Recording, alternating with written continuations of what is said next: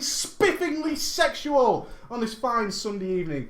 We're doing something we haven't done for a little while. We're having a workshop. We're having a party. First, special thanks to all the guys who hung out. Before I throw the bro fist, look at you all getting premature on me. Throwing so many hollers.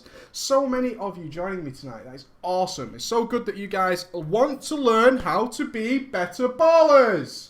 Yes. And we're going to be looking at 3 submissions from you guys. If you don't know what the workshop is something I actually really love to do. One issue with it is it takes me about 8 hours of preparation. It takes me a whole day to prepare. If it ever becomes the most popular, it'll be something I do predominantly. What happens is you guys film yourselves playing and you send it to me via usually the YouTubes. You send me a link to my email at preachgaming@gmail.com. We will be making a new email, which will be something like workshop@preachgaming.com. All in the works. And then I watch it. I spend many, many hours watching you play. Some videos I don't actually use because it's a lot of check me out, I'm fucking awesome. I don't want any of that stuff. I want things that I can help people with. The great thing about the workshop is when people do take the time to actually submit a video to me, is that there's something that probably hundreds and thousands of you are making the same mistakes, and you might not even realize it. The purpose of the workshop is to take you to the next level. What I don't do with the workshop is things like check your armory. I don't bother with that kind of thing. That's no good to me, it's no good to you. If you can't check your own armories based on my videos or anybody else's, then, you know, that's your own problem. I don't do things like check your talents. I just don't do it. I assume you have a decent level of play and you're struggling in some other way. Or you have completed the content. We're going to be looking at a particular case tonight of a guy who's finished the heroic content. However, he still wants to be better, and that's fantastic. We're always learning in World of Warcraft. Always, always, always learning to be better. Because just because we've beaten the content, we can do it better next time. Cool. So if you want to submit to me a workshop, all you do is record yourself playing with either Fraps or Bandicam or any of these things. They're relatively cheap programs. You use your inbuilt video creation software such as Windows Movie Maker. Apple has one as well. And then you just upload it to the YouTubes and you send me the link and you say, baller, check this out if you would be so kind. And if I feel it is awesome and cool, I will use it. So we haven't done fun for a while. We've been to Germany. And we've also been sorting the website out. I've also been writing really heavily, writing lots of stuff. I love writing. It's fucking awesome. This weekend, in general, little side story before we kick into the workshop, it's been pretty awesome. I've had a complete nerd weekend, and nerd weekends are the best weekends ever. I don't know about you guys. Some of you guys will get a problem with your computer, and it will be like the worst thing in the fucking universe. You'll be like, oh my god, I don't know what to do. Somebody help. I have a reasonable but not great knowledge of the inner workings of a PC. So we had a problem on one computer and a problem on mine. Here is the issue. I put it to you. The graphics card in mine ran Guild Wars 2 if it was put in this computer, absolutely fine. The graphics card that was in the second PC, if it was put into mine, also ran Guild Wars 2. However, if those graphics cards were in that PC, it wouldn't run Guild Wars 2. And Emma, of course, has just bought Guild Wars 2 as the live streamers got to watch her play.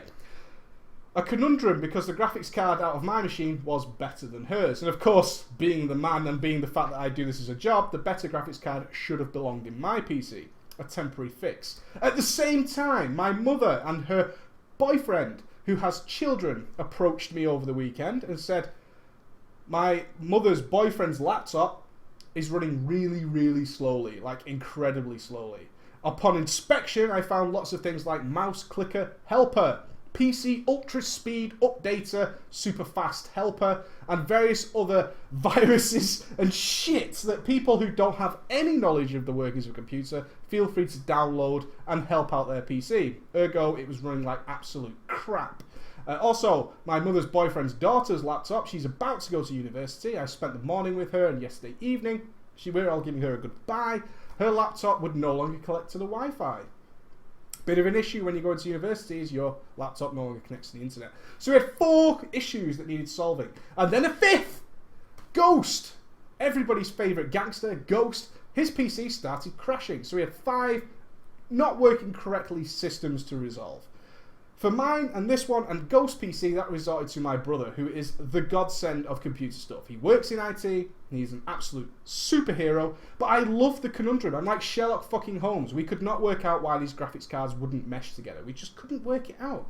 And I got balls deep, got my screwdriver out, I was going in, I was fucking rooting around, I couldn't work it out for toffee. Ultimately, I ended up buying a new graphics card. I bought the NVIDIA 560 Ti GTX. Wonderful card, very reasonable price. Stuck it in yesterday, my PC is running like a dream. I gave Emma my old graphics card. We put a new CPU fan on Ghost. It seems he was overheating it to hell, probably with rage. And then the laptop was trying to connect to a proxy server. I fixed that. And then, of course, I wiped and reinstalled the laptop. Total nerd weekend. Absolutely enjoyed it. Fantabulous stuff. Really cool. So, oh, Ghosty's here. Ghosty is here, and he completely knows what I'm talking about. Ghosty, hopefully his PC is running fine now. Maybe you can confirm in the chat if that's the case. Right, we're going to have a warrior workshop. Rah! I fucking love warriors, and when you guys submit to me a warrior thing, you are tickling my funny bone. You're absolutely playing on my spirits, because when I see a warrior workshop, I'm like, ooh. And I got like 7 or 8 warrior workshops to flick through and play with, and they were all really cool. So I was okay with that. So I'm just going to do this. Bear with me. Awesome. Let's bring that up. That is my desktop as it is. Now, do we want arms or protection first? Do we want arms or protection first? In fact, I'm going to pick the first one. I'm going to just go out and do it. I'm going to pick the first one. We're going to look at the arms guy first, because it's pretty cool. We're going to look at the arms guy, and then we're going to jump into it. Now, the first thing you guys love to do is, of course, pick on the UI. You guys love picking... Oh, look at the chat flying. Pro arms, pro arms, pro arms, pro arms, pro arms, pro arms, pro arms. My God, my God. Okay, this is Jones. Jones, baby. Jones is a very, very decent geared arms warrior. Very decent. This is going to be Heroic Ultraxion we're looking at. But he's not pulling off the numbers he thinks he should deserve, which is pretty sad. So we're going to jump to there. How I did that, I don't know. We're going to jump to there. That's when the boss fight actually starts. Jones should be pulling around 40, 41k DPS, I would say. His play is actually pretty good. He's got some pretty good play. We're going to start the video off. I'm going to talk about it as we go. So there we go. We're about to pull. He's going to go in. Ultraxion active in 5, 4, 3, 2, 1. Hop! Premature ejaculation all over your face, because I want to talk to you a little bit. Okay. One of the big things people struggle with learning when they're doing max DPS is the pull. We've talked about this on several occasions. Your pull is like fucking everything, guys. I cannot express this enough. Your pull is where your character just explodes into life. It's just like the huge worm coming out of the fucking thing in Star Wars. You know that giant worm in Return of the Jedi? It's like, whoa! I hope they don't remake that in 3D and make it look wank. Which they did. HD, I should say. That giant thing, that moment of like, wow, do you remember that moment in the film? It's really cool. Your pull is like that. It's the explosion of life. All your procs, all your trinkets just go, fuck yes, we're killing something, bro. We're stomping some heads. As such, we should be blowing all cooldowns at the beginning. Everything we have in our arsenal. Why? Because all our procs are definitely going to go off. Definitely, 100% guaranteed. If we have something that procs, enchants, trinkets, it doesn't matter what it is, it's going to happen as soon as you hit that boss. It's just going to go kaboom everywhere. It's going to be awesome. The best thing about doing top world-class DPS is lining all your cooldowns up, because every time something stacks on top of each other, so you've got landslide, you've got strength procs, you've got potions, and then you blow in a cooldown, everything just multiplies like an absolute explosion of jelly beans. It's just like, pff, it's like that Skittles on Halloween. It's fucking cool as anything. I'm blurry. I'm back. It's going to go in and out of focus, unfortunately. I've got the camera relatively close to me. So let's jump back in. So Jones is going to go ahead and pull. I would suggest that you pull with a heroic leap, but it's not the end of the world. Now, we've pulled straight off the bat. Now, as you can see straight away, all our procs are lined up. You can see we've got we've got all these procs up here. It's a little bit difficult for you to see, I know, but we've also got heroism. Which should be called Bloodlust, but we'll forgive him this time.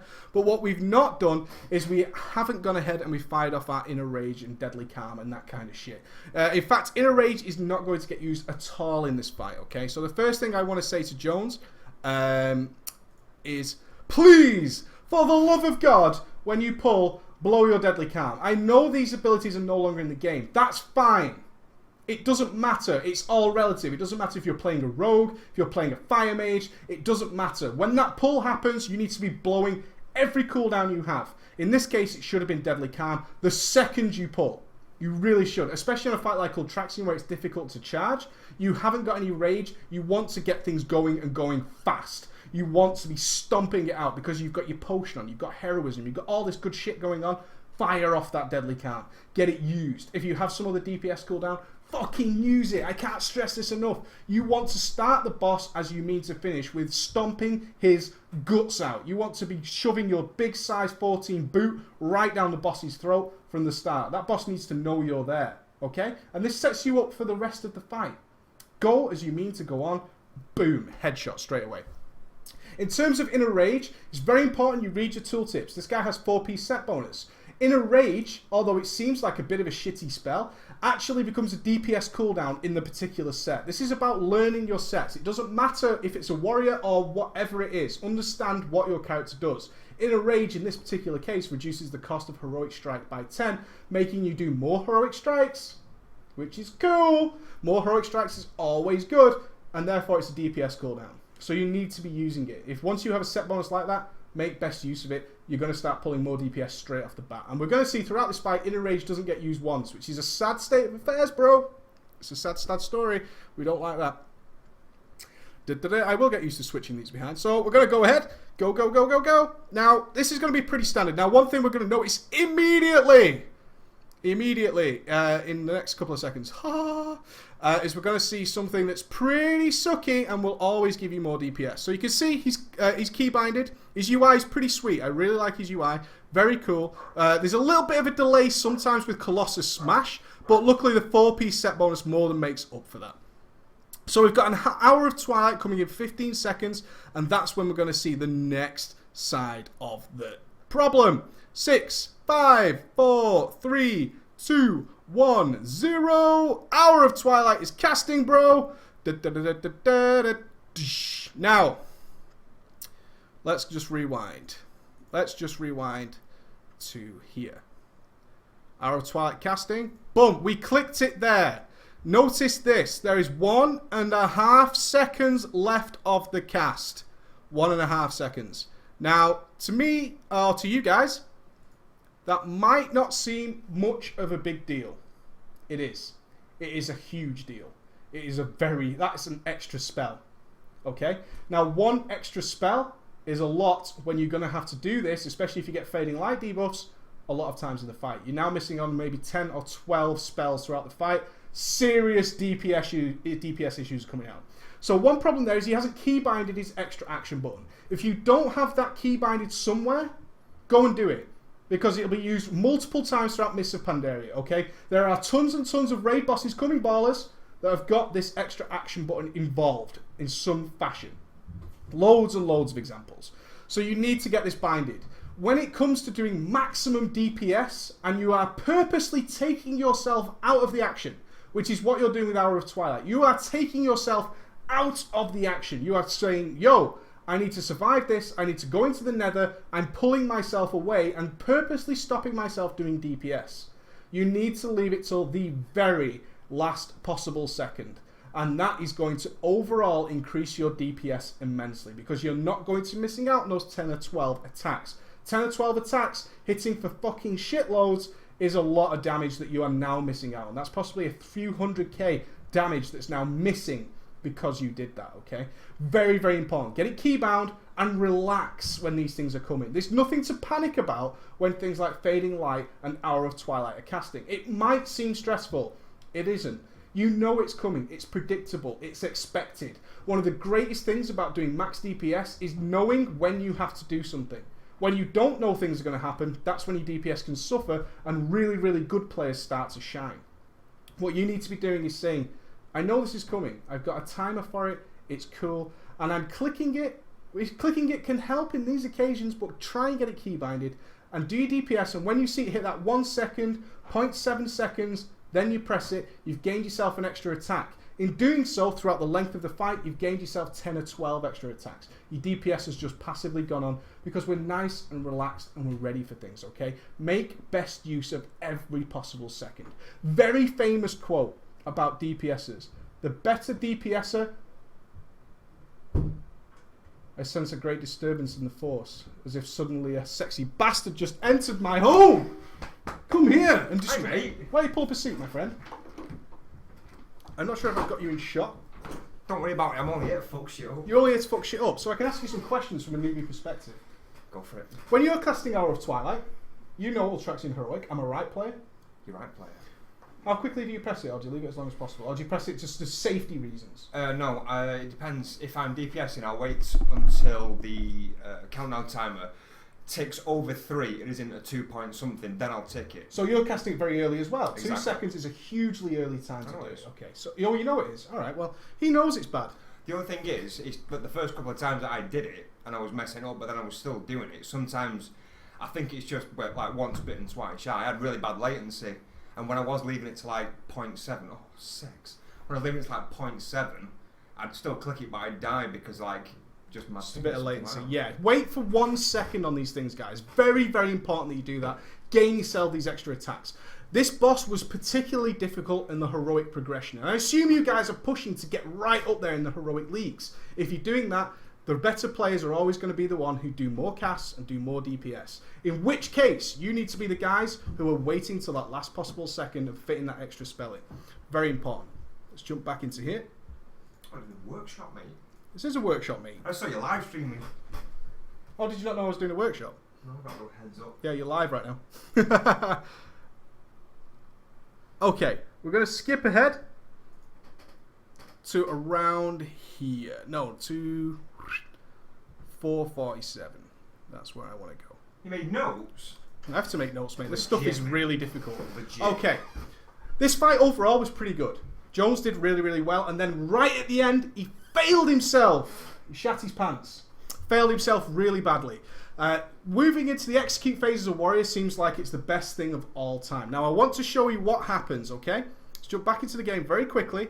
I want you to note at this point... Come down. Come down for me, baby. We're just hitting the execute phase right now. Now, look at Jones's DPS. 34.4k DPS. Sustained. The boss is at 20%. Very cool. Watch what happens. This is the execute phase. This is when the DPS should skyrocket for a warrior. Look at Jones's DPS. 33.759. His DPS actually dropped in the execute phase. DPS dropping in the execute phase sucks balls. Now let's look at why. This is another case of where we've not really understood everything that's going on with our character. We can see the boss has just hit 19.2%. Now there is a buff I'm going to try and show you. It's actually here. It's called Slaughter. This is very important. It doesn't matter what class you are. It does not matter what class you are whatsoever. When you move to an execute phase, don't forget your basics. Don't forget your basics. I got it, mate. I got it. I feel you. Don't forget your basics. Your basics are really important. Slaughter is a talent every warrior takes. We might have even copied someone from a talent tree and thought, oh, that's the DPS arm spec. I'm going to take it. But we don't read our tooltips. We don't take that time to read our tooltips. Mortal Strike works in a very interesting way for arms warriors. Now, I know the classes have changed. That's fine. What I'm actually saying to you is it's important no matter what class you are to understand what the fuck is happening with your character and what your talents do and how your spells interact. Remember, talents haven't gone away in Mists of Pandaria. They've not gone anywhere. They've been rolled into the spells. They've been rolled into the spells. Now you have to really read your spell tooltips because all these talents from past are now rolled into the actual spells. Very important. What happens every time you Mortal Strike is not only do you refresh your Rend, which is a really powerful dot for arms, you also gain a stacking buff called Slaughter, or you did. This now increases not only your Mortal Strike damage, but your execute damage by a considerable margin. What happens is we blow our load like a premature schoolgirl, and we start executing our arse off at 20%. We start absolutely balls to the wall executing. Now watch here. You see the Rend is about to fall off. A clear indication that, holy cow, we've stopped Mortal Striking. At the same time, we have lost our Slaughter buff. So we've just lost 30% damage on our execute. We're now having to use global cooldowns to refresh Rend. And then we're still not stacking Slaughter up because we're still just spamming Execute and not spamming Mortal Strike. A very key moment in all of this. Oh, I didn't even show you the game, did I? Let me go back. Okay. It's always cool when you don't show the game. Oh, they're off camera now. Let's come back here. Okay. We can see Rend ticking away. The Slaughter buff has fallen off. Rend's off. You see that? Rend has fallen off. We're just spamming Execute because we feel that's what we should do as a warrior. There's the global cooldown, refreshing Rend. We've used the Mortal Strike now. We've got 1 stack of Slaughter, but we're not going to refresh it quick enough. Slaughter runs out just before Rend. That is how it's designed, to make sure people don't slack. So we might actually see what I saw a couple of times was him automatically using Mortal Strike to refresh Rend, but not quick enough to stack his Slaughter buff. So what actually occurred here for Jones, and the biggest advice I can give to Jones here and to all Arms Warriors and to all other classes, is when you go into the Execute phase and your rotation gets all switched up, remember the basics. Remember what your other spells were doing for you. It's so important. Jones would have done tremendous DPS here. He would have moved himself probably up to 36, 37k DPS just by remembering to keep Mortal Striking on cooldown. Lost so much damage. Execute phase becoming a real bad moment isn't something you want as an Arms Warrior and any other class. When your Execute phase changes your rotation like it does for Assassination Rogues and all sorts of other classes, remember the basics, guys. So important that you do that, because you're just going to let yourself down at the last minute. It's not, oh, it's Execute phase, fucking smash. That's fine. Smash. Keep doing Mortal Strike at the same time, right? Keep that up and you're going to be in golden shape. Awesome. I did keybind the monitor switch, but it fucked it all up. Okay, we're very quickly going to move on to... which one should we do next? Yeah, we're going to look at this Prop Warrior one. We're going to look at a Prop Warrior one. Holy shit, you got 303 viewers, mate. Thanks, mate. Just spam adverts like a gangster. Should do. Okay, now we're going to look at a 5-man Prop Warrior. Everything's going to be pretty cool. Now, we're going to skip straight to the first pull, which is here. Now, watch what happens, guys. I'm just going to play this next few seconds to you. It's going to be really cool. Clicking, commanding, shout, my lord.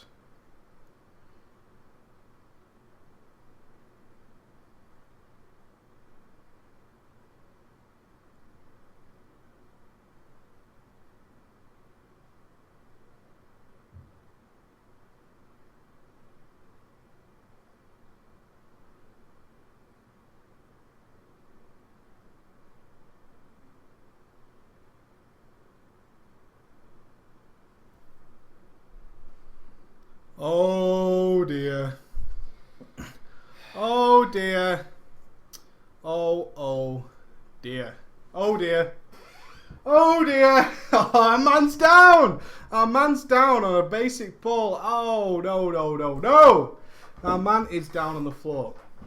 Let's see some suggestions from the chat why we think that happened. Let's see some suggestions from you guys. Why do we think that happened? Why do we think he died there? What could have been done better? Let's see some quick suggestions. I want some very quick ones as to why we think he died there.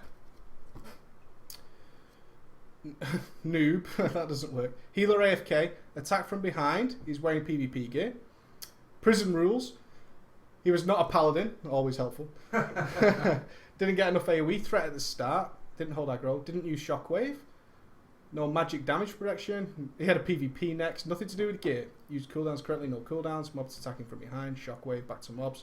DPS too quick to DPS. Interesting. Clicking on targets. Interrupts. Quick rend.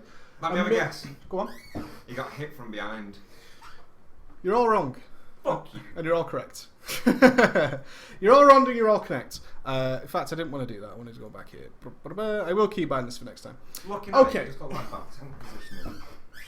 Looking at it, ultimately, there was a lot that went wrong then. A hell of a lot of things went wrong. One of the things that went wrong is our basics again. He was actually trying to play almost too well.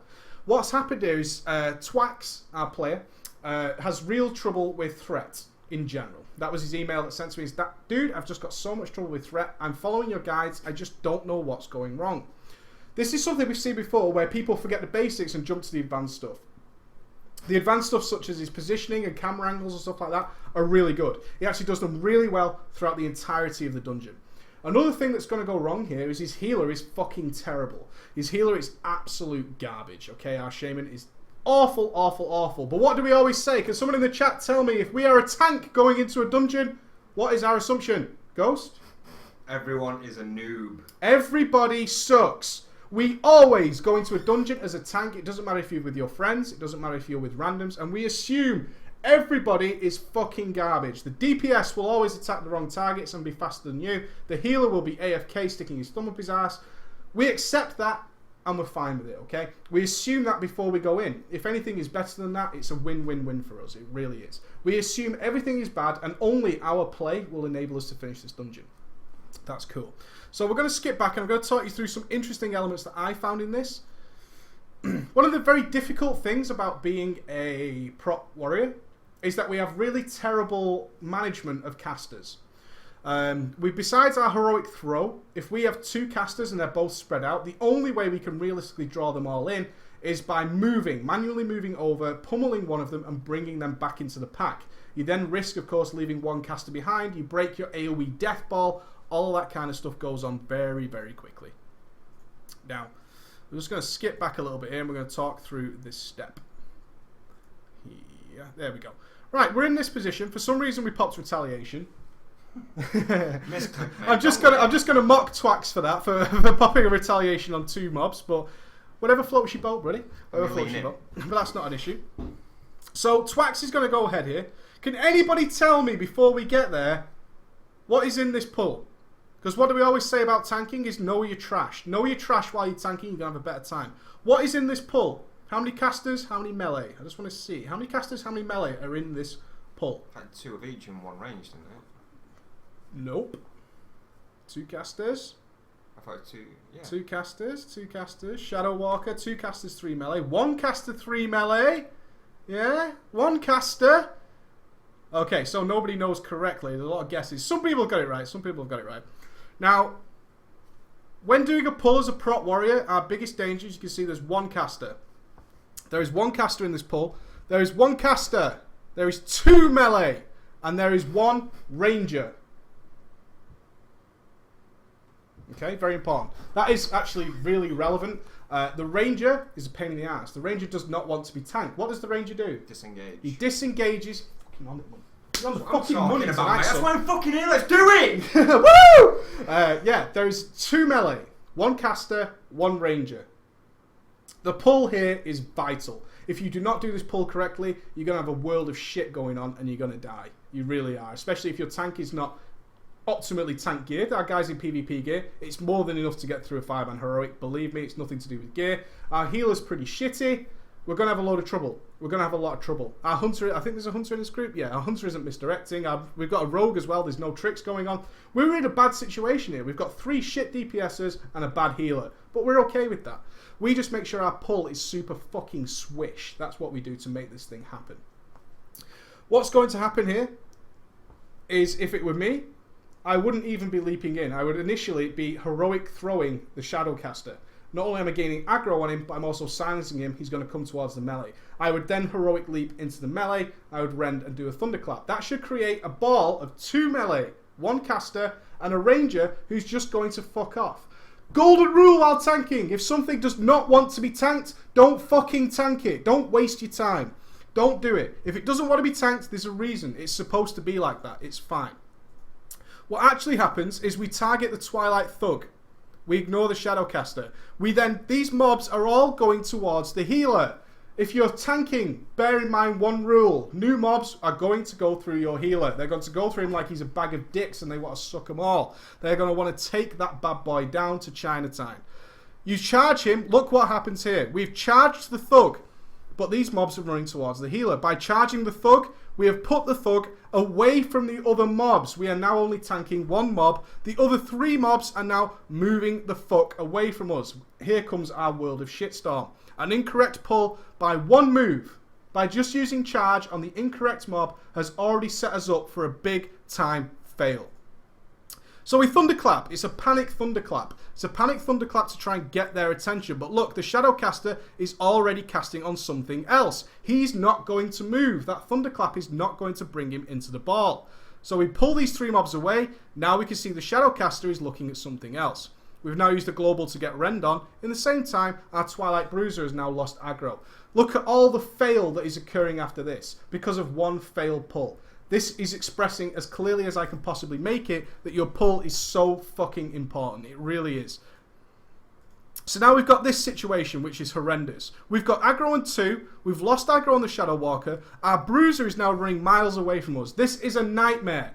How do we fix this situation? One of the mobs we actually have aggro on is a fucking Ranger. He's about to disengage from us. We're about to only have aggro on a single mob, and the other 2 are going to be spread around the map. This is bad news.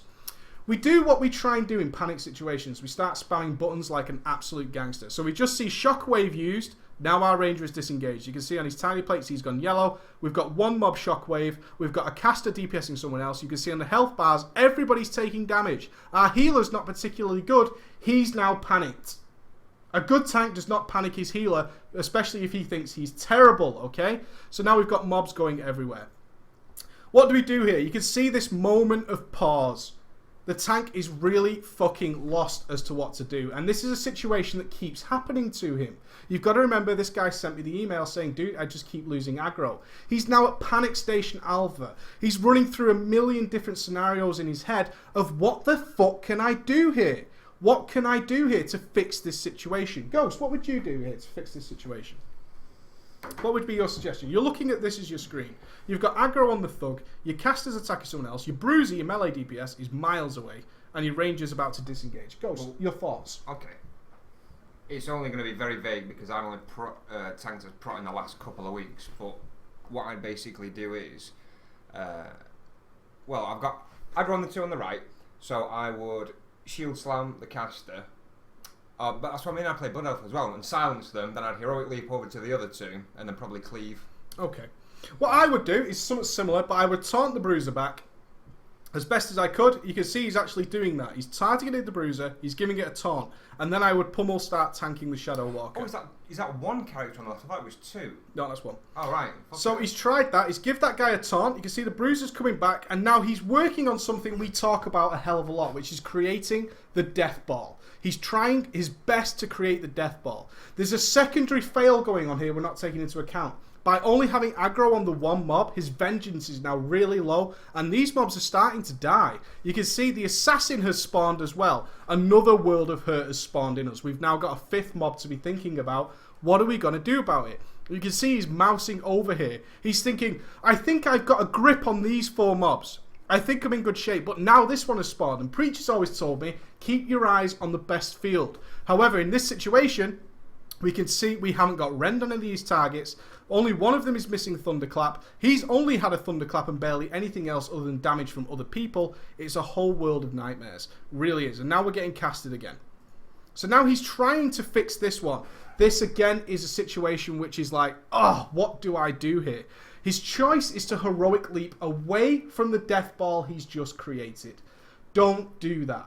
What he's now left behind is melee mobs that are going to lose aggro because he didn't thunderclap them. There's no rend ticking on them. The caster is going to lose aggro again and tagger it someone else. And now you've actually moved yourself away from the death ball. It's difficult. It's all about practice. He's now brought himself so far away from the action that he's going to struggle to get it back again. So now he's crawling his way back. He's slowed by the caster, and now his health's starting to dip. He's desperately trying. Now this is annoying as fuck, is the Death Knight has gripped the Ranger in, which then creates a red bar on your fucking threat plates. That's annoying, because now he's taunted it into the thing, and now he's going to be taking damage as well. So we've got a whole lot of shit going on. We're nearly dead. We've lost aggro on one mob as far as our threat plates are telling us, because it's unlikely in all this graphical situation that we spotted that was a death grip. That is something a more advanced player will pick up when they're comfortable with threat, is that DK's death gripping stuff. But while we're panicking the crap out of fixing all this, we're not going to notice that. We just think, oh, we've lost aggro again. That's what it feels like. It feels like, oh, we've lost aggro again. Terrible. We're now looking in bad shape. Our health is going really low. We're blowing last stand. One thing I want to make you aware of is to blow as many cooldowns as humanly possible as soon as you start hitting about 40% health. In a 5-man heroic, if you're hitting 40%, that's when I panic. That's when I panic. Straight away, I want shield wall, I want fucking last stand, I want enraged regen, I want the God's Earth hand of love all over me as soon as I hit 40%. It is no good. We can see last stand's there, his health's still going down. He decides to shield wall at 17k HP. It's too late. Remember what shield wall does. It reduces your damage taken. If your health is already incredibly low, shield walling at that low health is really not going to save your ass. It's a waste of a cooldown. If you're going to use shield wall, you need it to be nice and high on the health. It's really, really cool. Just really quickly, is he not shockwaving either? He is shockwaving, but not enough. Essentially, he's in a panic mode now. Right. What he's seeing is a guy who's like, I'm always losing aggro. It's happened again. How can I fix this? I'm leaping, I'm blessing everything under the sun, and now I've died. You can only imagine right now how bad Twax is feeling, okay? And this plays a major part of it, is how bad is Twax feeling about his play? Here's a guy who's been struggling with threat. He's decided to make a video, so he was obviously struggling with threat pre-making this video. He's in a bad way. The mobs are running everywhere. There's aggro going all over the fucking place. You can only imagine how stressed, how pressured, and how panicked he is. One thing we can say, as Ghost pointed out, is Shockwave is actually one of our most important defensive cooldowns. Nothing stops damage better than nullifying all the mobs for an extended period of time. Stunning them all is brilliant. So when we get better with the aggro, then we can start thinking more about our defensive stuff. Because aggro comes first. It does. Aggro comes first to survivability if we're not comfortable with it. It really is important. So in that one pull alone, we saw tons and tons of things that we need to fix. We need to fix our pull. We need to fix our cooldown usage. We need to fix how we do the initial pull together. We also need to fix what we're doing. Moving ourselves out of the death ball is in a really bad way. We don't want to do that at all. So we're going to move over now to here. Here. So you can see he's in a similar situation now. Now here you can see exactly how bad the healer is. If I just rewind a little bit. There, he's used his heroic leap to get to the next mobs. Now, he's done this in good intentions. Thrall does not stop in this fight, okay? Thrall will continue to go dead or not. So now he's had a heroic leap, which is a brilliant pulling technique to get back into the action. He's then going to land, he's going to charge in, and now they're in a death ball. He's not in a bad situation here. So he uses challenging shout to get aggro. Now his ranges have disappeared, which sucks. But we accept that. We don't try and tank things. Now look here. This is horrible as a tank. I'm sure you've been here as well. You're not Thunderclap then? Well, he's Frost Novad. You can see he's been ice arrowed by the Ranger. He's now taken out of the fight. Nothing is worse. Can you imagine? Just jump back over here. Put yourself in Twack's shoes. You've just died on a pack. The mobs were running everywhere. Everybody had aggro. There was shit going everywhere. You're now thinking, I'm such a bad tank. I'm really, really bad. And that's all that's going on in your head is I suck. These people are probably saying I suck. They're probably talking about it. I bet they're friends. It's all the shit that you think about while you're doing this. I bet they're all on vent, and I bet they're all taking the piss out of me. It's really bad. So now I'm going to make up for it. I'm going to heroic leap. I'm going to charge into combat. I'm challenging shouting to make sure I've got all the aggro. I've just been frost tombed. Now the mobs are just running everywhere. They're just running everywhere, and I'm already feeling terrible. I just fucking died on the last pack, and the guys had to res my ass. I'm back in the action, and now I'm frost tombed, and there's nothing I can do about it. There's physically nothing I can do about it.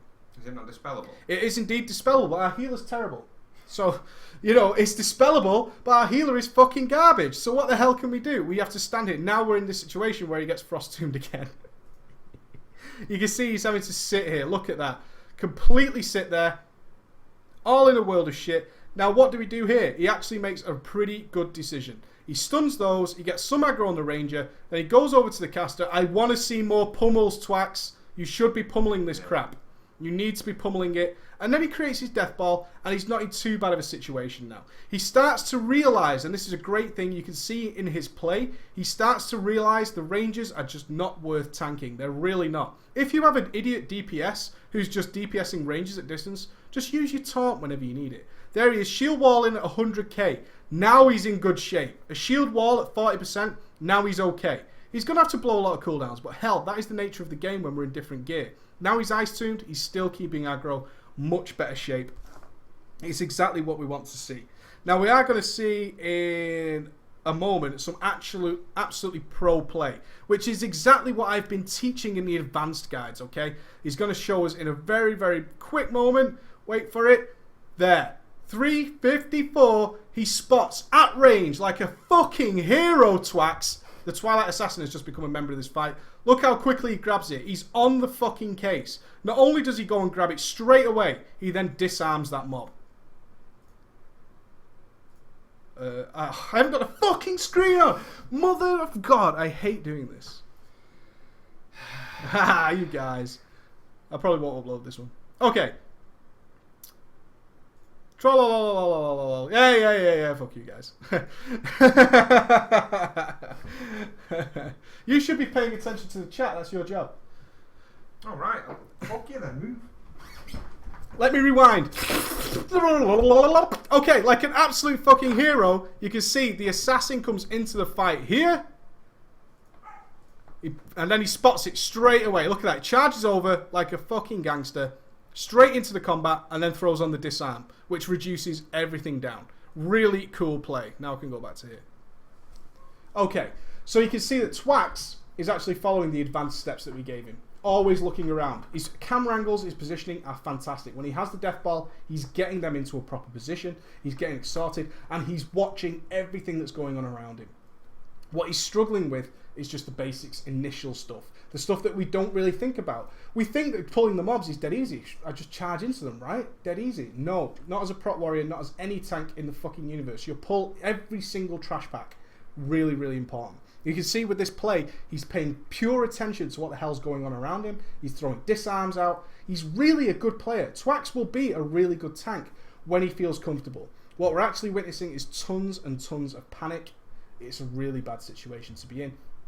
It's okay, Twax. Don't worry about it. There's a lot of things that we saw in that just one pull, in that 5-man dungeon, that you can fix and you'll have a better time. It's more about being relaxed. Remember, you've got a ranged taunt. You can be very relaxed. Just think about what's in your trash. What do you need to think about? Heroic Leap doesn't stun mobs and will still get aggro. Therefore, you're not stunning them as they're running past. All very cool. Okay. I have a feeling you're talking to something in the chat. Okay, we're going to take 2 minutes because I'm roasting, and then we're going to be looking at Spine of Deathwing Heroic, again from a Prot Warrior video. It's going to be fucking awesome. I did Spine. Then we'll be back in 2 minutes.